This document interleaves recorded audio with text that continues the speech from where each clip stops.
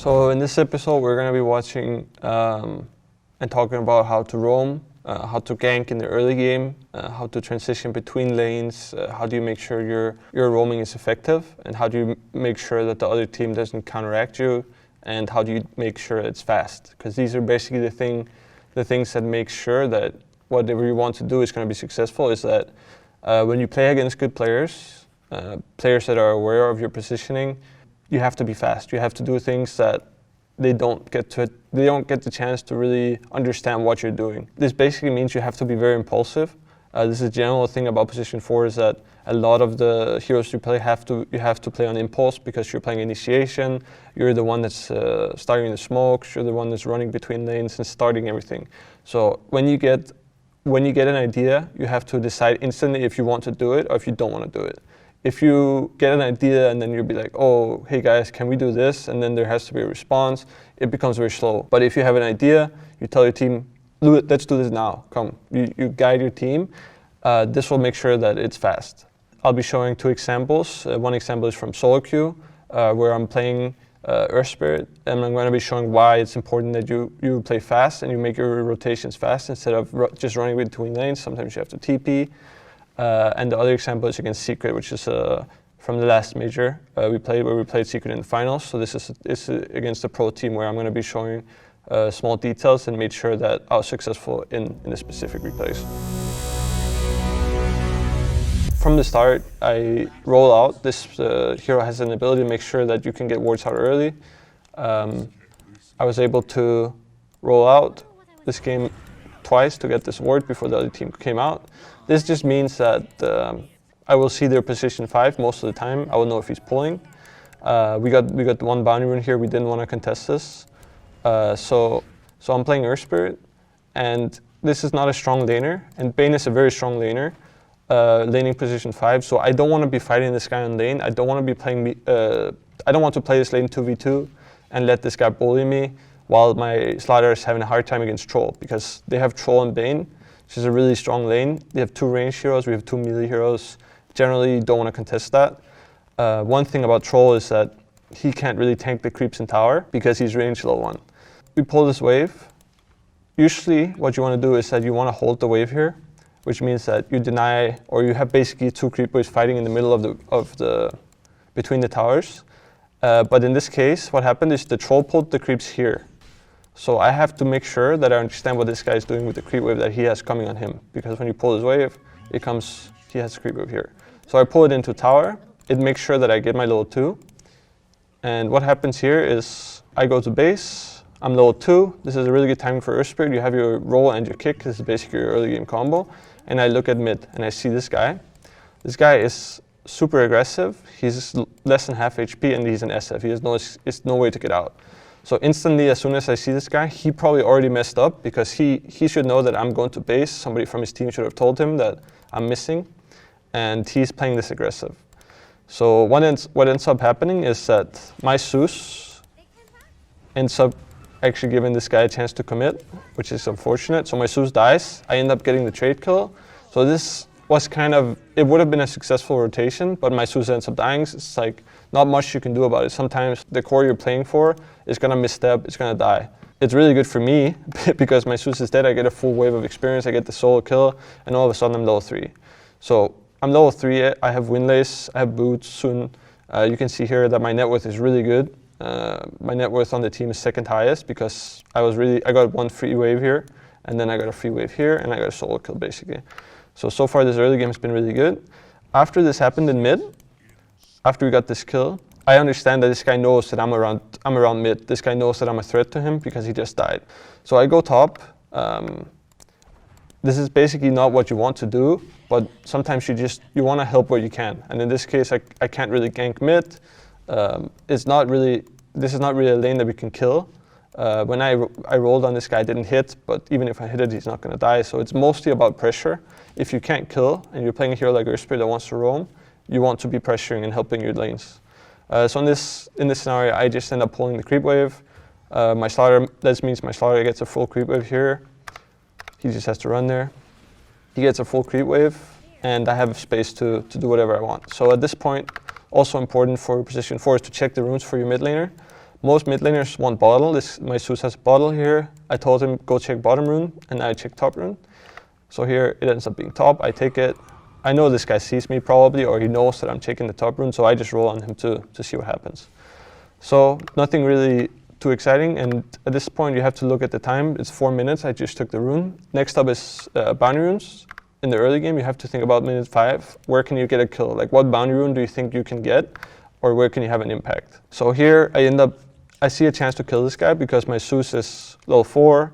SF is a hero that's very easy to kill for Earth Spirit. This is one of the reasons why this game I want to play around mid so much, is because this is a very easy kill for me. Some games you're playing against a mid hero you can't kill. And when you play against a mid hero you can't kill, you have to look at your options on other lanes. So obviously, if I can't kill mid, then hopefully I have a kill lane on top, or I can go bot and I can kill a bot lane. This game I could have definitely gone bot too. This is a bad ride against Slug and Wyvern, so this is also a kill lane for me. But here I end up smoking for mid.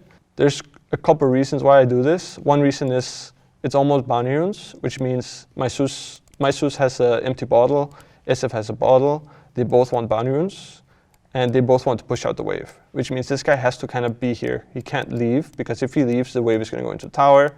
He's going to be on the bounty rune, then he's not going to get any experience or any gold. So he's going to be here for the wave. I smoke up, and I get the roll on him. So as I told you earlier, I don't know where his ward is. It's here. I don't see this ward, but it could be in the middle of the lane. It could be on this side.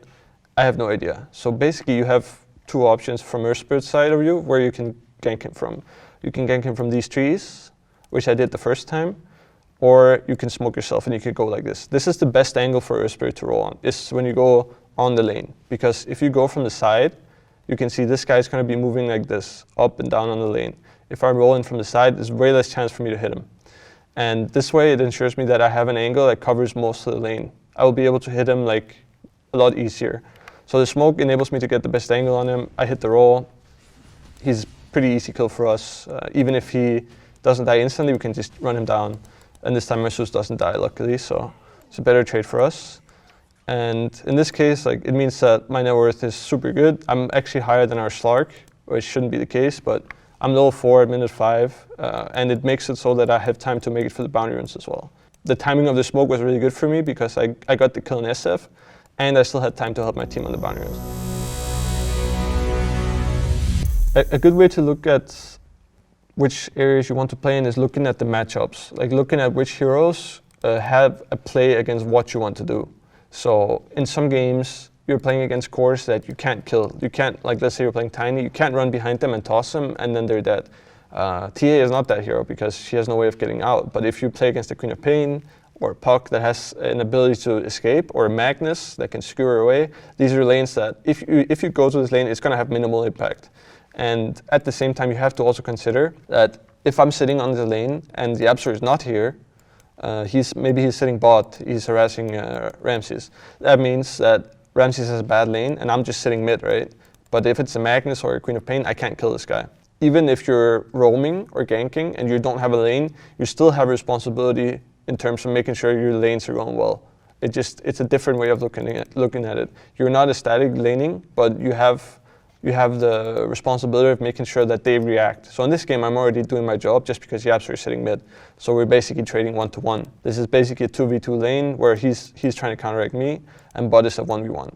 So I did my job just in terms of making sure that Ramsey is level 6 at minute 5 and Abed is basically also level 6 and he has pretty free game on Storm. One example of if you cannot, or let's say you don't have any lanes to go to, because if you pick your hero early, sometimes you're basically in solo queue, you have no idea what your cores are going to pick.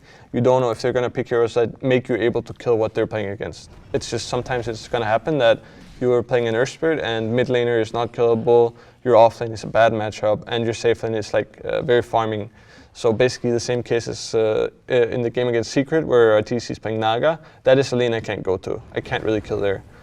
In this game, this Earth Spirit game, I'm playing against SF, which is a kill I know I can kill. It's a very easy kill for me, but if he's not a hero that can kill, then I'm in trouble because let's say the slug is Naga and mid is not an SF, it's a Puck or a Quap, and top is like, this lane is really hard for us to kill. They're both Troll and Bane are tanky heroes, Slaughter has a bad matchup, so this is not a lane. That means you have 3 lanes you can't really help. So basically what I did in this game, in the early game, is I pulled the wave. Let's say I don't have a rotation on mid here. When I go base, level 2, I don't have a kill on mid. I have a couple of options. I can go bot, and I can pull. Let's say these guys are having a really hard time. I can go bot, I can pull this from my team. Or I can go top again to my slaughter. Because basically this is the lane where you have responsibility. You have an actual option of helping. So I can do the same thing I did on the second wave, and I can keep pulling the waves from here to here. This is not a good option because it basically doesn't pressure the troll at all. It doesn't pressure this guy mid, and it doesn't help your safe lane. All it really does is that it makes sure you have a way of getting experience and that your slaughter is having actually a lane. So this is like what I would call like last resort, or like the least you can do, is that you can keep pulling the waves, and you can keep pulling and making sure you're getting experience. If you have heroes where you can't really kill, usually it means that you have a hero that can go jungle. So this game I have Zeus, right? He's not really a hero that goes jungle. But if you have a Naga on safe lane, that's a hero that will naturally go into the jungle and will free up a lane for you to get experience. So that's like a little bit slower of an early game, but sometimes you have to do it. If you don't have a kill, you can't force it. You're not always going to get kills on lanes. If you don't get kills, you just have to hope that your cores are going to make the space after lanes. Because if you're not getting kills and you're not getting experience, it means that your cores are hopefully getting solo experience. And then it's their responsibility to free up space for you. If you pick your hero early, and your team don't compensate for your hero and make sure that you can have an impact, then they have responsibility of making sure that something happens after the lanes. This is a game where I'm playing Tiny. Tiny and Earthspirit are similar in some way, that they're very efficient roamers early on. They basically only need level 2. When they get level 2, they're kind of ready to go. This game, there's a lot of aspects to roaming because it's a competitive game, which means the other team, my hero is also picked early on in this game, which means they know what I'm going to be doing. They have a lot of heroes to counter to counteract what I'm doing. So in this game, YapzOr is playing Lion. He is basically responsible for stopping me roaming in this game. So what I do early on Tiny is that you have boots, you want to run in early, and I see this guy. He sees me, I see that he has 2 wards. This is very important.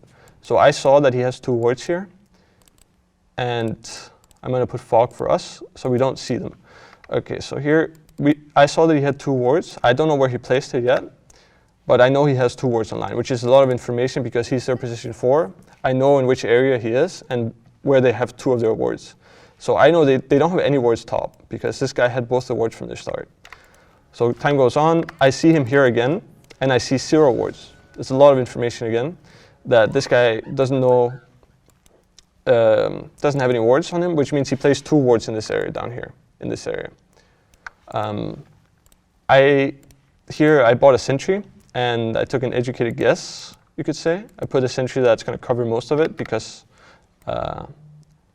I know that he has a ward, and I know where they want to see me. So I found his ward here, which is really good for me. Gives me a lot of gold. It basically makes it worth it for me. And what you want to do on Tiny is that you want to play around toss. And the easiest lane to play around toss is mid lane. This game I have Storm against TA. TA is a very vulnerable hero. So he's very reliant on his line stopping me. And that's why Lion had 2 wards. He wanted to see me moving between the lanes. So in this case, I was really fast. I got the D ward. And Nisha kind of messed up here. He moved up too far. He doesn't know I'm behind him. So I get the free toss on him. And he dies here because I got the toss into tower. So this was a this is basically the perfect start for me because we got a kill. I'm able to get my level 2. I'm basically level 2 now. I need 1 creep for it. So here, as you can see, I put another sentry ward because I saw Lion placing 2 wards. I got one of them here, but the other one, I don't know where he placed it because I don't know where he, obviously I can only guess, but this is a sentry that covers most of it. So I put sentry here, and I put sentry here. So you see I used 3 sentries already in this area. And I didn't find the second ward because it's here.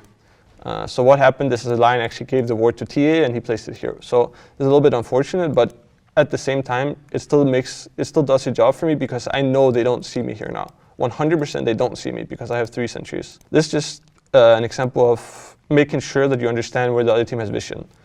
I don't know where the ward is, but I can tell where it's not, which basically means I can play in this area for free. I want to play around mid, and YapzOr is basically just trying to stop me. That's his role in this game. Our bot lane is Omni against Leshrac. They're just both farming. So at this point, I'm just trying to make my way around Yapsor, you know. So here I see him because I have this ward. Abid placed this ward for me. So I see him here. He doesn't see me sitting in these trees. It's very important. So I'm sitting here. I see him. I know he doesn't see me in this area, right? So I see him move. He knows he's messed up. You can see it instantly. He TPs in, tries to save him, but it's already too late. He already like moved out of position, and I abused it. So this is an example of how playing around vision and being patient, like you can kill these players. Like even like the best, this is Secret is probably the best team in the world right now. If you do it well, you make sure you play around vision, you can get these kills. So already in this game, we killed TA twice. He's still doing okay in net worth. He's not doing too bad, but Storm was one of our first picks. He's really early drafted. So in this game, basically, it's a good example of like what's going to happen if a team is good and if somebody against you is going to counterpick you, try to play against you. This game, their reaction to Tiny was Lion. Basically his role was to stop me, so you have to play around it.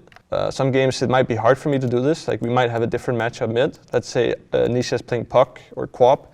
I won't be able to kill him even if I sit here. If he has a Lion and he's playing Puck or Quap, I can't really kill him. But in this game, it's a TA, so I know even if Yapsor is helping him, sitting behind him, I can still kill him. Initially, I moved bot for the bounty runes, so this is different patch. So there's an outpost here, and there's a bounty rune. But I wanted to run bot for the bounty runes, and Abid is kind of, at this point, he's fine. I realized that Yapsor, after he messed up already once, that he's not going to give me the chance again to kill this guy. He already knows like what I'm going to do. He knows like he messed up, and now he's really sitting tight. He's sitting close to him. He's not moving away. So at this point, I decided to move away from this lane. So instead, I moved towards bot. At this point, Ramses is level 5, which is strong timing for Omni, and we end up getting a kill on the Leshrac because he has a bottle. He wants to get the bounty rune, and we get a kill. This is basically the early game, the lanes, moving between the lanes. So making sure you understand which lanes you can have an impact on and which lanes you want to avoid is really important. So in this game, their top lane is a Wyvern and a Clock, which is a lane it's not very easy for Tiny to kill Wyvern because he can fly. Clock has cogs to push you away. So in this game, I played around mid. I was lucky that we got an early kill because that means I get my level 2. And then from there, it's kind of smooth sailing.